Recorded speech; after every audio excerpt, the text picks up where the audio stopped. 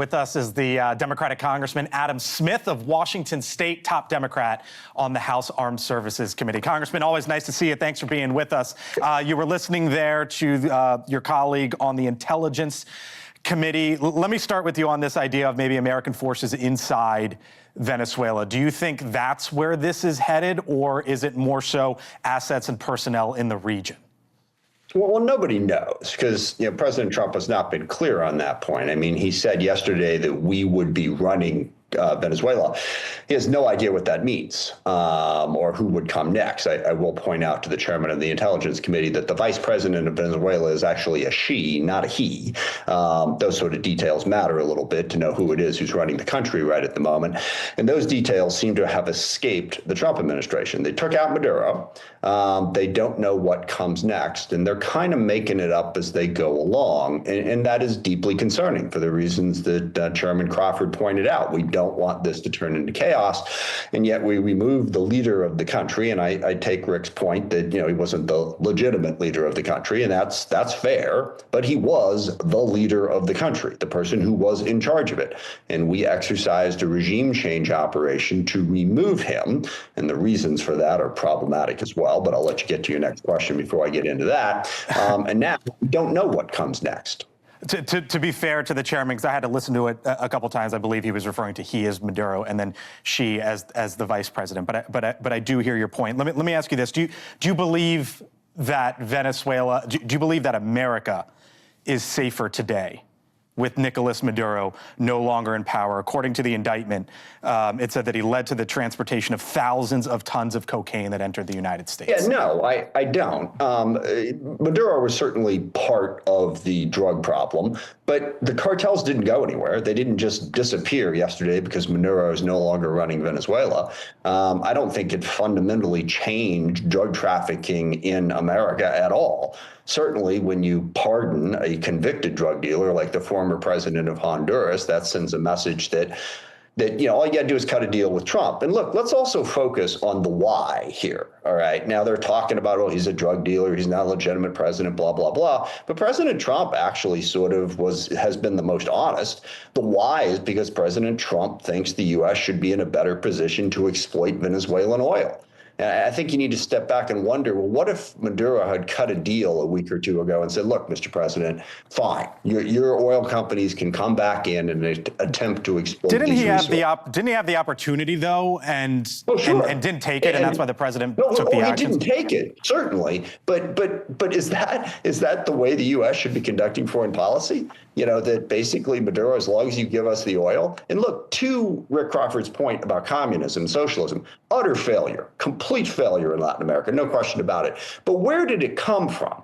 It came from when the U.S. had dominant power in the Western Hemisphere, which is what this is all about, by the way. Trump wants to reestablish that dominant power. What we did is we propped up a series of regimes that exploited resources in the region and completely screwed the people of Venezuela and Colombia and Chile across the board, as long as they gave us the resources. Let's look at Cuba. Okay, we all know the Castro regime is awful and terrible, and they are.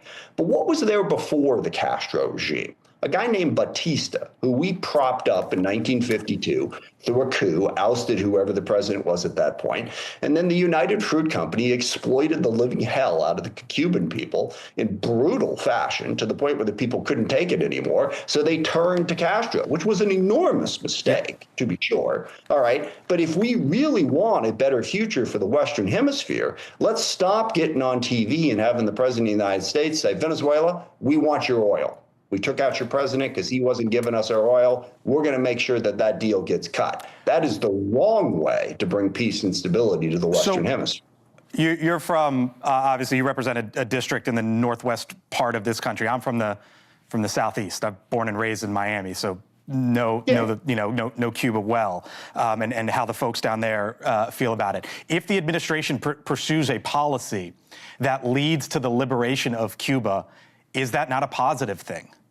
Absolutely. But that's not what they're doing. That's not what they're trying to do. And look, again, I said 3 times now in this interview, communism, socialism, utter disaster in Latin America and everywhere else in the world that it has ever been tried, by the way. It is a completely wrong way of running a government, 100%. all right? But we're not about the liberation of Cuba or the liberation of Venezuela. And again, President Trump made this perfectly clear. Venezuela, and he actually said this, has stole our oil. Okay. And there's a backstory on that in terms of what happened when Venezuela finally in 1976 said, no, we're going to control our natural resources, not foreign oil companies. And there's been a big 50-year legal argument about how much money they should pay the oil companies for that. But they've been paying them, at least until we sanctioned the crap out of them so they didn't have any money to be able to pay them. So, but yes, no, we'd be better off if we were liberating them, if we were creating a situation where you had a government that helped the people of Venezuela or the people of Colombia. But you've heard what President Trump has said in the last couple of months. Does he sound like a guy who's focused on democracy and freedom and better opportunity? He did that press conference yesterday. He didn't mention the democratically elected president of Venezuela once.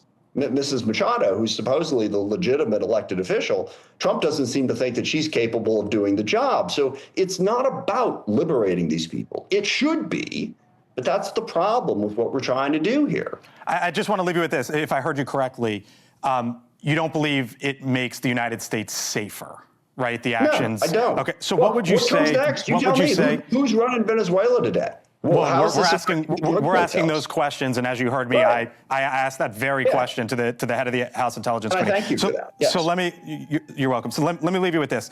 We've seen scenes, for example, in South Florida celebrating this. Yes, absolutely. What would you say to those folks? What I just said. I mean, I just explained it. Yes, I get it. Maduro, terrible, awful, horrible leader. Okay. Communism, socialism, terrible, awful, horrible. Let's by all means work with people in the region to build better, freer governments. But we got a president of the United States saying, nah, U.S., we're the big, powerful nation on the block. That's our oil. Okay. Give it. How is that helping the people of Venezuela? We'll leave it there. You heard from both sides of the aisle there. Rick Crawford, Congressman Adam Smith as well. Congressman, thanks for being with us here on the Hill Sunday. Appreciate it.